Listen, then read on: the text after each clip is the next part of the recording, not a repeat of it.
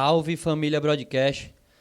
Damos início a mais um episódio desse projeto que está rendendo milhões.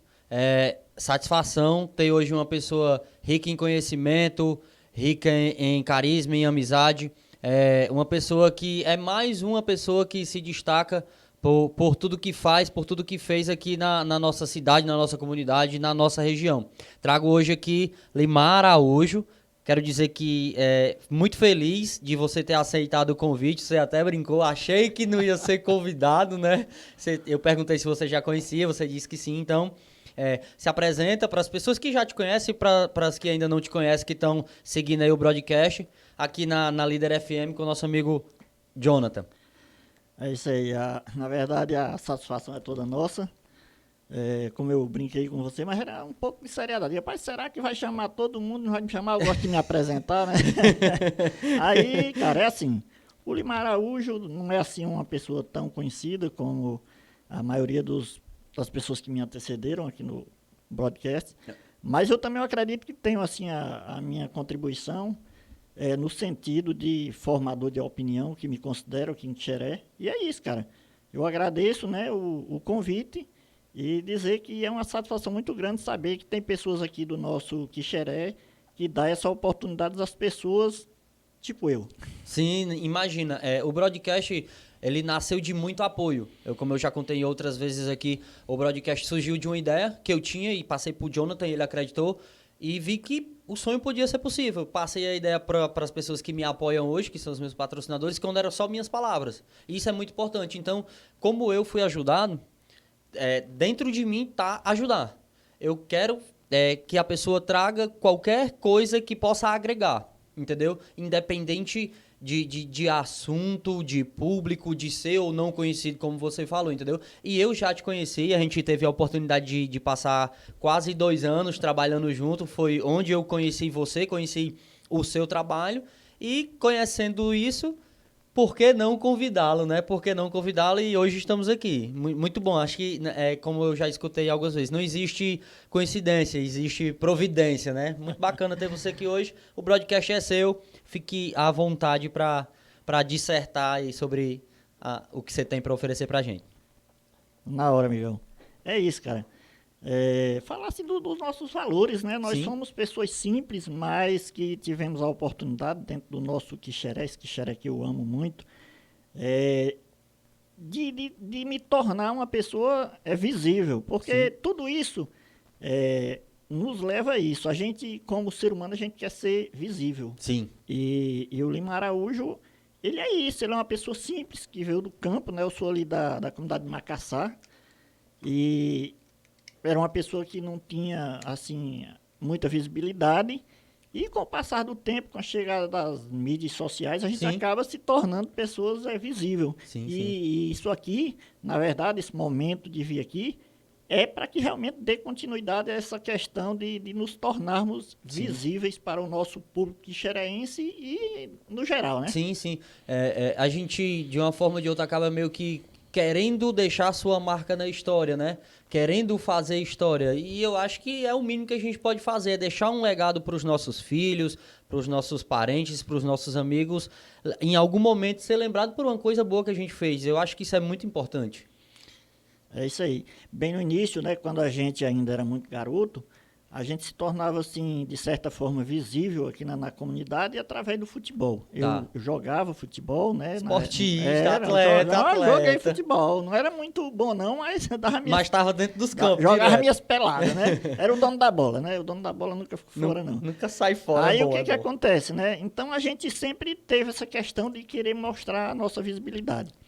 E aí, com o passar do tempo, a gente foi aos poucos buscando sempre essa forma de se tornar visível para as pessoas do Quixeré, para as pessoas que estão ao nosso redor. Certo. Muito bacana, muito bacana. Eu não sabia que você era natural e original do Macaçá. Sabia que você tinha morado por lá um tempo e tal. Eu, quando criança, brinquei muito lá na casa do Zé, tipo, no domingo era tipo, a minha diversão era quando meus pais me levavam, no tempo chamavam de cabeça, quando meus pais me levavam pro cabeça. E assim, tenho recordação de muitas pessoas que ainda moram lá, algumas já não mais. Mas assim, de você, eu não tenho lembrança de você por lá, hein? Achei curioso, fiquei curioso para saber se realmente você era de lá, se você tava por ali quando eu tava brincando. Eu sempre fui daqui. A minha mãe me deu a luz lá embaixo, né? Ali naquela descida da ladeira de Macaçá, tinha uma casinha lá para Uhum. baixo. E aí, ali eu nasci, passei uns dias pelo Boqueirão e aí vim criança em 75 para aqui para o Macaçá. Sim, E sim. eu sou realmente do Macaçá, Do viu? Macaçá Eu morava mesmo. ali exatamente onde é aquela parede do açude do Sim, Macaçá. Então aquilo ali para mim, as minhas origens, a minha sim. infância toda ali. Bacana, muito bom. Hoje um pouco Oh, urbanizado, né? Tá lá hoje, tá tá chique. bonito. O pessoal, muita gente visitando o pôr do sol do Macaçá, né? Acaba que se tornando um ponto marcante de Lagoinha. E às vezes a gente não sabe a origem daquilo tudo, né? E você fez parte do início daquilo ali, né? Bacana, muito bom. Eu sou do tempo dos caçacos que construíram ali a parede do açude, né? Dos trabalhos de emergência de antigamente, a pessoa chamava o pessoal que trabalha ali de caçaco. O Tá. pessoal, os caçacos da emergência, né? Construíram ali na base da Chibanque do Picareta. Os caçacos eram os chamavam os trabalhadores, é? Sim, os trabalhadores chamavam de caçaco. Então eu tava ali, menino velho, piruando no meio do pessoal, fazendo o nosso açude. Depois também tomei banho no nosso açude, né, do Que Macaçá. bacana. Eu, Aprendi a dar minhas primeiras braçadas nadando lá dentro do açude do Macaçá. Já me sinto com inveja, porque eu não sei nadar. 31 anos nos couro e não sei nadar. É bacana, eu não sabia, por exemplo, eu nem não imaginava, por exemplo, que o açude tinha sido construído por moradores dali. Eu, na minha cabeça, assim, desde que eu me entendo, eu vejo aquilo ali, pra mim foi uma coisa da natureza, que tava ali e a natureza não sabia. Muito bacana, é muito Não, bacana. pois é, pai, teve que demolir a minha casa. Nossa casa era exatamente naquela parede ali. Foi demolida a casa no tempo que. No Massa, tempo que irado. Não, eu não no- fazia ideia, na não época fazia que ideia. foi trabalhada ali. Exatamente, não só as pessoas do Macaçá, mas a pessoa que, principalmente da Lagoinha. Uhum. Então, da nossa região aqui, as pessoas iam para lá e foi realmente toda feita à base de picareta, no carro de mão. Não teve máquina Nossa, não ali, viu? que bacana, que bacana. Não fazia ideia, não fazia ideia. É, por isso que esse broadcast está rendendo milhões, porque eu acho que, como eu, muita gente não sabia disso. E trago hoje uma pessoa que faz a história de uma parada muito irada que a gente tem aqui hoje. Irado, É isso, irado. o broadcast é cultura, rapaz, é tudo isso. Muito bom, muito bom. Então fala um pouquinho, você falou um pouquinho da origem e tal, disserte um pouquinho o ao longo desse tempo o Limar foi se tornando Limar Araújo, o que ela vem se tornando. Pronto, A evolução, né, digamos é assim. isso. O Limar Araújo, ele tinha tudo para ter se tornado uma pessoa de um grau de escolaridade maior, mas infelizmente, logo na minha infância, eu tive que abdicar de estudar para ajudar os meus pais, né, a Tá, tá. criar os meus irmãos. Então tem essa parte em que eu parei os meus estudos, fiz só a quinta série do primeiro grau e parei tudo, né? E fui realmente ajudar os meus irmãos, os meus pais. Aí deixei os estudos para lado. Então, Limar poderia ter sim hoje uma formatura, alguma coisa, não. Eu não sou formado em porra nenhuma. Diz isso Só da não, cara. experiência. Aí então, o que aconteceu? A oportunidade aqui da empresa Del Monte, né, que nos contratou e a gente começou a trabalhar de baixo e eu fui. A parte profissional eu comecei ali na Del Monte, Sim. trabalhei durante 10 anos. E é isso, cara. A parte profissional é isso, a parte de escolaridade é como eu disse. Uhum. Então, é basicamente isso aqui, né? Que a gente Acho pode que ir adiantando. não é muito diferente da realidade de muita gente. Falando de emprego, de empresa, eu acho que a Del Monte, ela profissionalizou muitas pessoas aqui. Ela deu o primeiro emprego para muita gente, ela mostrou que é realmente ser empresa, né? Até então, acho que a gente aqui não conhecia muito de empresa, de seguir regras, esse tipo de coisa. Bacana.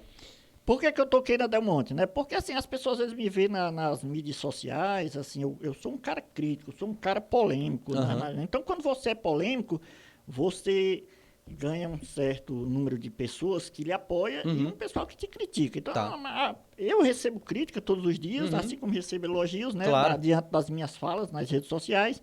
Eu me coloco num determinado posicionamento Aham. e isso muitas vezes nos traz isso. Sim. Pessoas que nos apoiam e pessoas que às Sem vezes dúvida. nos criticam. Mas por que eu toquei Del Monte? Porque, na verdade, o Limar Araújo é um agricultor. Né? Tá. Apesar de eu estar, às vezes, em foco nas mídias sociais, mas o Limar, ele é um agricultor. Eu trabalho da agricultura. O pão de cada dia, na verdade, vem para a minha mesa, Tá. para a mesa da minha família, da agricultura. Da Então, agricultura. a Del Monte, né? A Del Monte aqui na nossa região, foi uma empresa que deu oportunidade a muitas pessoas. Eu comecei lá fazendo aquela atividade mais rasteira que você possa entender, quebrar pedra, juntar raiz.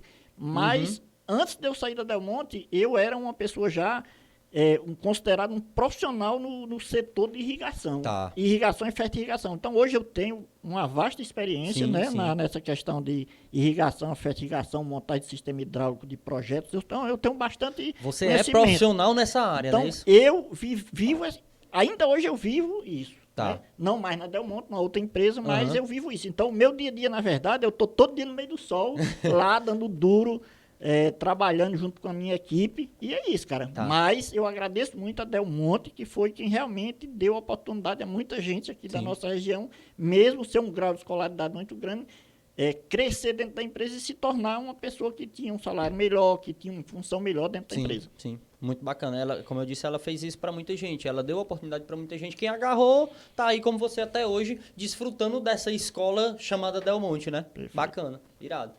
Então, estamos gradativamente evoluindo um pouquinho depois. Del Monte, mídias, Pronto. o que é que o Limato continuou se tornando? Bom, o Limar, ele vai desde aquele menino que eu digo que jogava peladas Tá. na região, e um dia ele se tornou um homem. E como homem, você trilha caminhos. Às vezes você trilha bons caminhos e às vezes você trilha caminhos que não seria aquilo realmente que você gostaria.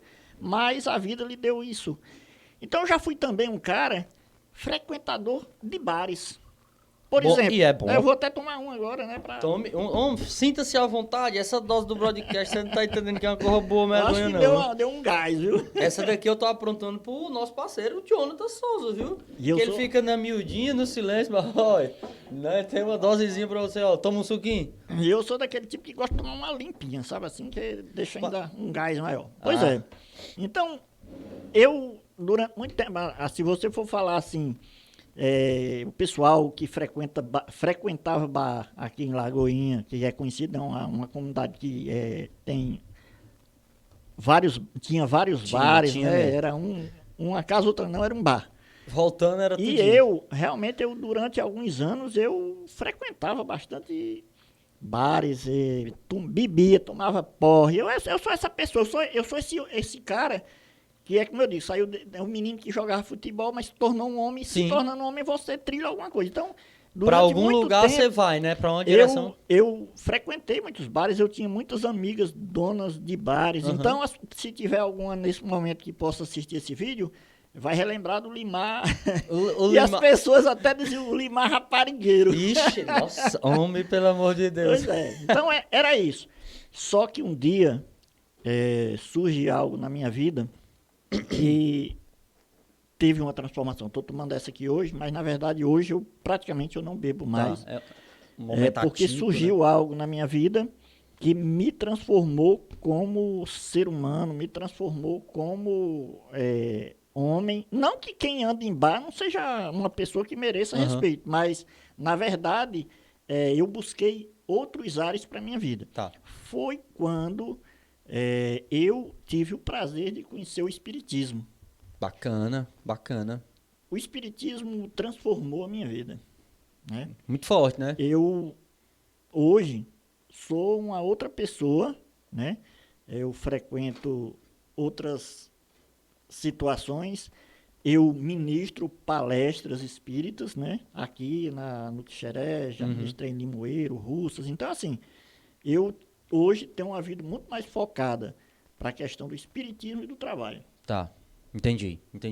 É como você disse, quando você se torna homem, você trilha alguns caminhos. Você trilhou um caminho, saiu dele e hoje está trilhando outro caminho, está focando em outro caminho. Isso aconteceu quando e como? Conta pra gente. As pessoas que me conhecem mais, né? Eu fui casado durante 14 anos com a minha primeira esposa. Tá. E em 2009, a gente teve o desprazer dela falecer. Tá. E foi nesse momento, não sei se por necessidade de buscar algo diferente na minha vida, que fez com que eu, com a morte da minha esposa, o relacionamento com outra pessoa, me fez com que eu parasse com essa coisa de viver nos bares. E aí... Deu aquele... foi aquele estalo. E aí uma pessoa me convidou para conhecer o Espírito, eu contando das minhas dificuldades que eu enfrentava, da ausência da primeira esposa, mesmo eu vivendo com outra, mas aquilo sempre mexia comigo, porque eu, de certa forma, como eu vivi uma vida um pouco depravada, eu me sentia, de certa forma, um pouco culpado pelo que tinha acontecido, porque talvez eu não tenha dado o cuidado devido com a minha primeira esposa, e isso fez com que eu, de repente, eu buscasse algo para mudar a minha vida. E aí, foi realmente aquele estalo, despertar, né? A pessoa me convidou em 2010, a esposa desencarnou em 2009, em 2010 eu conheci o Espiritismo. Me convidaram, eu fui lá, e eu lembro, foi uma quinta-feira, eu não lembro o mês exato, mas sei que foi no ano de 2010, e desde esse dia de 2010, né, nunca mais eu deixei de ir para a Casa Espírita, e hoje ainda sou frequentador da Casa Espírita, e foi quem realmente transformou a vida do Limar Araújo. 12 anos de uma constante evolução, vamos dizer assim, né? Eu conheço muito, eu como pessoa, tento conhecer um pouquinho de cada coisa que eu alcanço conhecer. E assim, às vezes as pessoas até... modéstia à parte falando, as pessoas, rapaz, você é muito inteligente, você é muito... Mas às vezes não é inteligência, às vezes é só interesse. De você escutar uma coisa e ter a curiosidade, eu vou ler 5 linhas sobre isso aqui, então eu consigo me adequar em vários assuntos, porque eu tenho uma noção básica de tudo que eu escuto, eu vou ler 5 linhas porque eu já sei, eu sei um pouquinho da história, entendeu? E assim, espiritismo... o que eu escuto muito sobre espiritismo é evolução, evoluir, melhorar, progredir. É basicamente isso que eu entendo. Então, acho que durante esses 12 anos, você vem numa constante evolução, né? Vamos dizer assim. O principal foco do espiritismo é isso que você disse com uma frase, né? É reforma íntima. Então, espiritismo nos chama a essa questão da reforma íntima, que nada mais é do que a transformação moral do ser humano. Tá. E aí o Espiritismo fez isso. Tentou transformar o homem, né, o homem cidadão que vive uma vida um pouco pregressa, a tentar se melhorar de forma espiritual e moral. Entendi. O homem carne, se melhorar, porque automaticamente o espírito evolui. É mais ou menos... Exatamente. O espírito ele necessita do invólucro carnal para que ele possa se melhorar. Entendi. Mas como que ele vai conseguir essa transformação? Só a partir da sua atitude. Entendi. Né? Da sua conduta. Se você busca a cada dia viver uma conduta moral elevada, automaticamente o seu espírito ele vai se purificando. E você vai se transformando num ser espiritual melhor. Entendi. E existe, de certa forma, uma hierarquia na espiritualidade, que o espírito ele vai desde um espírito realmente ignorante, porque todos nós, como espírito, somos criados simples e ignorantes, e a partir da nossa evolução moral, que só pode acontecer com a vivência na carne, nós vamos nos transformando a cada dia seres melhores como espírito, ou seja, automaticamente o processo evolutivo espiritual se dá dessa forma. Assim como se dá também a evolução intelectual, né? A evolução de conhecimentos, também tudo isso é focado através do aprendizado do espírito nessa existência. Entendi. Tem um ponto que a gente fala muito no espiritismo, que é a questão que às vezes mexe com a cabeça das pessoas, a questão da reencarnação. Nós somos uma religião onde nós acreditamos, cremos e estudamos para isso, na questão da reencarnação, ou seja, na pluralidade das existências corpóreas. Eu, o Limar, hoje, vivencio essa vida, mas com a certeza de que já vivi muitas anteriores Entendi. e que posteriormente ainda vou viver muitas para poder chegar a esse grau de evolução tão esperado que é nos tornarmos cada dia pessoas mais evoluídas moralmente. Tá. Eu sou leigo, bastante leigo nesse assunto. Aí eu acredito que quem não faz parte, a grande maioria também é muito leigo. Então eu vou fazer a pergunta que eu acho que talvez seja uma pergunta de outras pessoas. Por exemplo, no catolicismo, que eu faço ou fazia parte, porque não frequento mais tanto, que minha mãe até me desculpa, minha mãe tá Maria, então a merda que eu não vou mais pra igreja. Temos o Papa, por exemplo, que é o dominante, o maior, o que impõe, o que dita e diz sim ou não para as regras. No Espiritismo tem alguma pessoa que domina, ou até mesmo, sei lá, um fundador, uma pessoa que é sempre o espelho dos que estão menores, por exemplo? Essa questão do espelho, né? Essa questão do segmento de você se espelhar em alguém, ela existe. Agora, essa hierarquia dentro do espiritismo não existe. Não por existe, exemplo, né? Não existe uma pessoa que represente o espiritismo. Entendi. São casas espíritas, Uhum. que ela pode ter uma aqui em Lagoinha, não existe aqui em Lagoinha. Nós temos 3 ou 4 casas espíritas em Quixeré, mas não tem em Lagoinha. Essa casa ela é independente. Tá. Agora, o que existe é que dentro dessa linha do espiritismo existe um foco, né? Que o espiritismo ele foi criado há pouco mais de 157 anos, né? Tá, não fazia ideia, achei que era coisa milenária. 157 anos só. Bacana, muito E, bacana. na verdade, as pessoas dizem assim, quem tem um pouco de noção do espiritismo vai dizer que o ponto forte do espiritismo é Allan Kardec, né? Allan Kardec? Allan Kardec, ele, na verdade, ele compilou a doutrina espírita.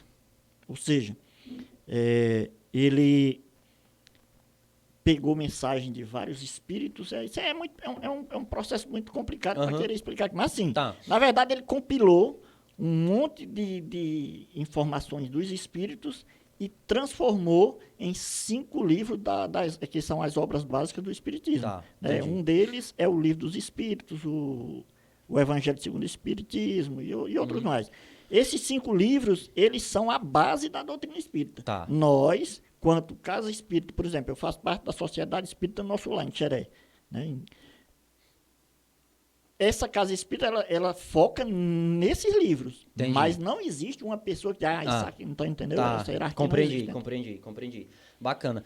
Outro nome que, vamos dizer assim, existem pessoas que se destacam, né? Isso no Espiritismo, como foi o Allan Kardec. Escuta-se muito falar em mídias. Acho que quem não conhece o Espiritismo, mais conhece o nome Chico Xavier, né? Que é o homem que escreve de olho fechado, que tem umas coisas, né? Tem esse também que se destaca. São cartas psicografadas, não é isso? Para mim, que sou leigo, volto a dizer, o que eu vejo ali é o quê? O que eu entendo, na verdade. É o homem de olho fechado e baixou um espírito no homem e o homem tá escrevendo. Coisa tá dando os recados. O espírito veio e disse, eu tenho esse recado para dar e tá dando. É isso, tô totalmente errado, eu tô dizendo como leigo, como eu disse, o podcast é seu, é pra gente esclarecer. O podcast é cultura, o broadcast é isso. É isso. Você tá falando assim de uma forma leiga, mas de uma forma centrada, né? Na verdade, o Chico Xavier, ele é sim, hoje, a pessoa, acho que mais vista em relação ao espiritismo, tanto no Brasil como no mundo. Né? O espiritismo ele foi criado na França, mas ele se destacou muito mais no Brasil. E Chico Xavier, ele é sim essa pessoa aqui no Brasil que realmente deu essa proporção forte que é o espiritismo hoje, a terceira segmento religioso mais forte, né? Temos os protestantes, também não fazia ideia disso, não fazia. Achei que era um movimento relativamente pequeno. Não é grande. Então, o que acontece? O Chico Xavier, ele realmente era um médium, né?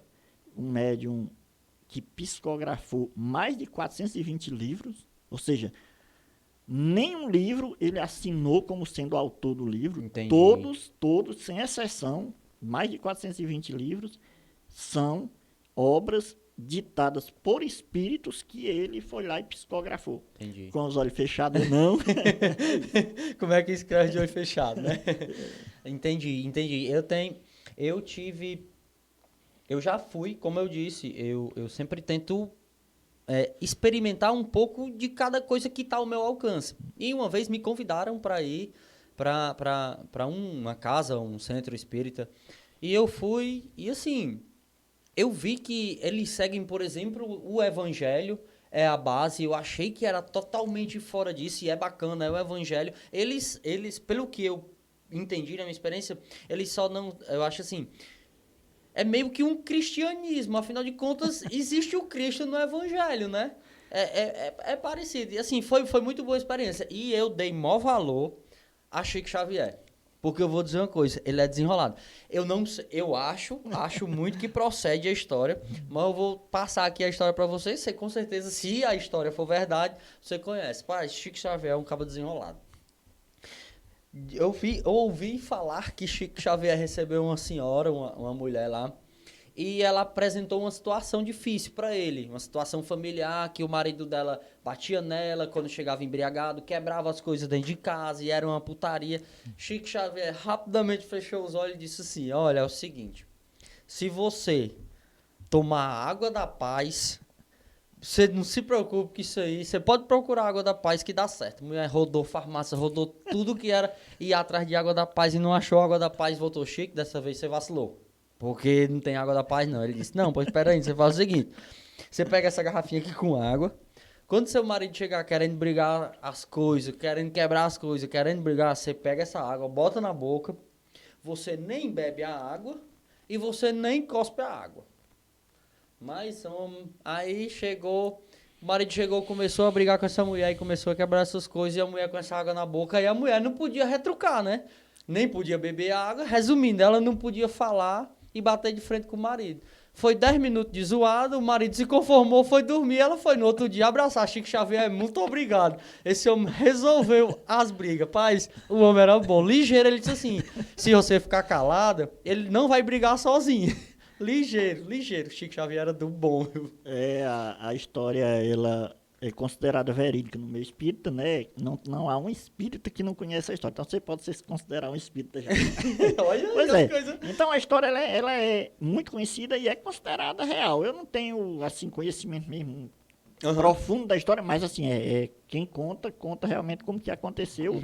Mas essa é só uma das muitas histórias de Chico Xavier, né?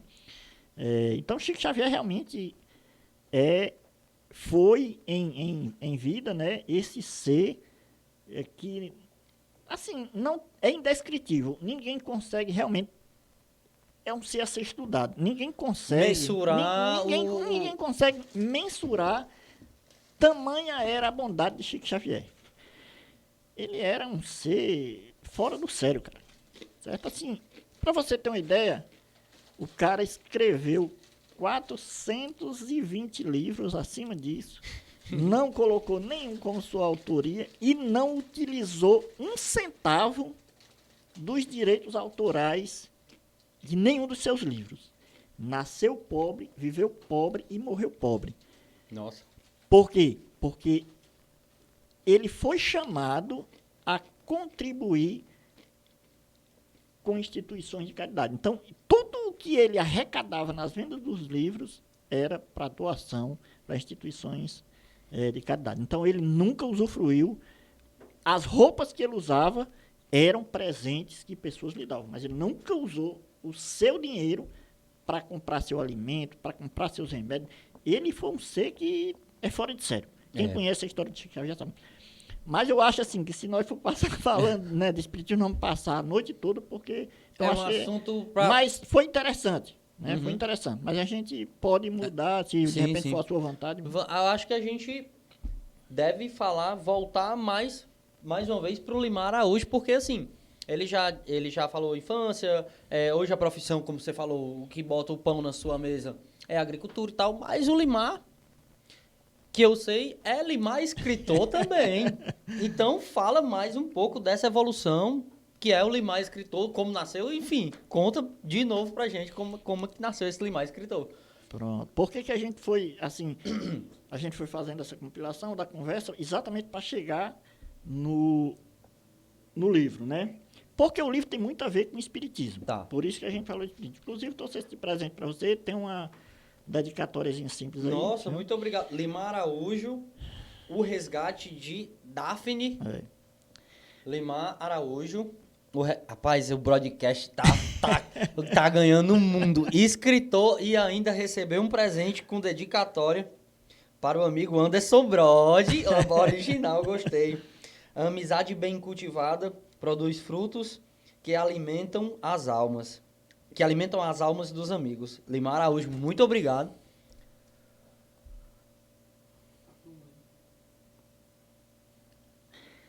É isso. Limar Araújo, muito, muito, muito obrigado. E assim, veio numa hora maravilhosa, porque eu estou me devendo uma boa leitura. Eu tinha uma meta muito baixa, que era de ler 5 livros por ano. O meio do ano já foi, eu estou no 0. Então, conta um pouco dessa história, como surgiu, o que é uma biografia, tem vários segmentos, né, dessa questão da escrita, e eu acho que sim. Deve estar na Academia de Letra, alguma coisa do tipo. Explana pra gente um pouco desse meu presente. Muito obrigado, tá? Tá bom. Pois é. Esse livro ele tem muito a ver com o espiritismo, porque, como a gente até falou um pouco dessa questão da mediunidade, né? O ser humano, ele por si, ele é médium. No espiritismo diz que todo homem é médium. Uns em maior grau, outros em menos grau. Tá, né? tá. Então, por que eu estou tocando nesse assunto da mediunidade? O livro O Resgate de Daphne, ele é um romance. Tá. É um romance. Se você tiver a oportunidade de ler as 15 primeiras páginas... Né, Vou me comprometer a ler esse livro. Quando você lê as primeiras 15 páginas, você vai querer chegar no final do livro. Tá. E você vai, por vários momentos, dizer, não tem condições do que está colocado nesse livro ser de um simples plantador de milho, certo? Então, não estou querendo me enaltecer, mas realmente é um livro que me foi também, assim como Chico Xavier, me passado pela espiritualidade. Nossa, que bacana. É um livro que eu não tinha uma história para contar. Logo bem no início do livro, ele vai citar uma personagem, né? E essa personagem, ela me chama, né, a escrever o livro. Ou seja, do além, sim, ela me faz com que eu escreva um livro. Ela chega para mim e diz, Limar, olha, eu posso contar com detalhe. Eu estava tomando café na mesa da manhã, café da manhã, quando aquela voz chega e diz, agora você vai escrever o seu livro. Porque eu tinha um sonho de escrever um livro, né? dia normal, você acordou um dia normal, tomou café e... Aí você vai escrever o seu livro. Porque eu queria escrever um livro, mas eu não tinha assunto para escrever um livro. Tá. Eu nunca tinha estudado. Era um projeto, mas não... Mas nunca tinha chegado. Mas você vai escrever seu livro. E eu indaguei para aquela voz que eu escutava, né? E eu vou escrever o quê? Ela disse, escreva o título do livro. Aí eu disse, escrever o quê? Aí ela disse, O Resgate de Daphne. Aí eu não sabia o que era não, a história não. Eu só sabia que tinha um título para mim começar a escrever um livro. Tá. E o título era O Resgate de Daphne. Daphne. E aí, eu escrevi naquela mesma manhã umas 5 páginas. E aí começa a surgir a história, sempre essa voz, esse ser espiritual, que é falada no livro, Memórias de Rafaela. O nome dessa pessoa, desse ser, eu não conhecia ela, mas eu visualizava nas minhas visões. Tá. Rafaela, uma mulher que já tinha vivido aqui na Terra e que ela me ditava algo para me escrever. E era interessante porque ela ia embora. E quando ela ia embora, eu não tinha nada para escrever. Por isso que esse livro eu escrevi dentro de 5 anos. Foi um processo muito lento, porque eu só escrevia quando, de repente, dava o ar da ela graça chegava para mim dizer, vamos escrever. Aí ela começava a ditar e eu ia escrevendo. Então, chegamos até o final, eu e ela, e esse livro é algo maravilhoso na minha vida, porque eu estou deixando um legado, né? Sim. Porque Sim, sim, o homem que consegue, praticamente assim, analfabeto, um semi-analfabeto, ele constrói toda uma história, toda uma narrativa baseado em algo que lhe vem na mente, que lhe vem na cabeça. Sim. Sendo que esse ser, ela se identificava como uma determinada pessoa. E você visualizava tudo quem aquilo, né? E você escrevendo. E quando ela saía, você não sabia mais o que você ia escrever. Você passava 15, 20 dias sem escrever. De repente, de uma hora para outra, às vezes até de noite, ela aparecia e vai escrever. Aí eu ia escrever e passando.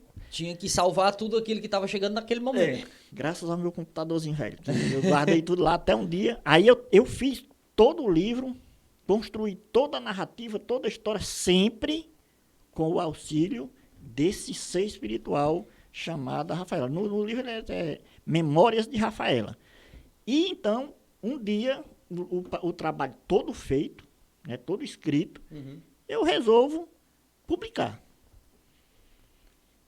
Para publicar, eu tinha que fazer do meu bolso, porque o escritor, quando ele não é conhecido, ele não tem essa oportunidade de chegar e uma editora... Sim, vamos fazer, me dê que eu faça seu livro, né? Não existe isso, né? Não, é muito difícil, precisa ter apadrinhamento, né? Tá. Talvez algumas pessoas, com apadrinhamento, consigam colocar um livro na editora, eles vão lá ler seu material, e dependendo das pessoas que estão ao redor de tudo isso, pode ser que eles cheguem e digam assim, vou publicar o seu livro, e vamos ter, assim, os direitos autorais são seus, mas as vendas...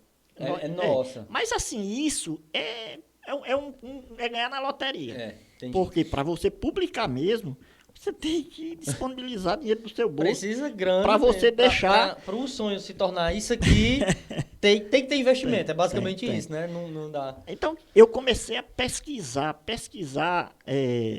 as editoras, né? De tanto eu procurar... eu encontrei uma editora chamada Autografia lá no Rio de Janeiro e eles começaram a falar comigo através de e-mail, né? Aí disse, rapaz, só tem um jeito, se você mandar o material pra gente avaliar. Eu tinha medo de alguém plagiar o meu material. Meu material é ótimo, viu? Tá. É muito bom. Quem leu sabe, é um material que, modéstia à parte, parece que não saiu dessa cabecinha. Então, eu tinha medo que as pessoas pegando esse material...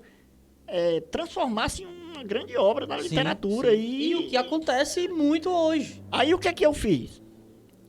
Eu disse, rapaz, o que é que eu faço? Ou eu vou publico... Vou mandar para esse pessoal de Rio de Janeiro, né?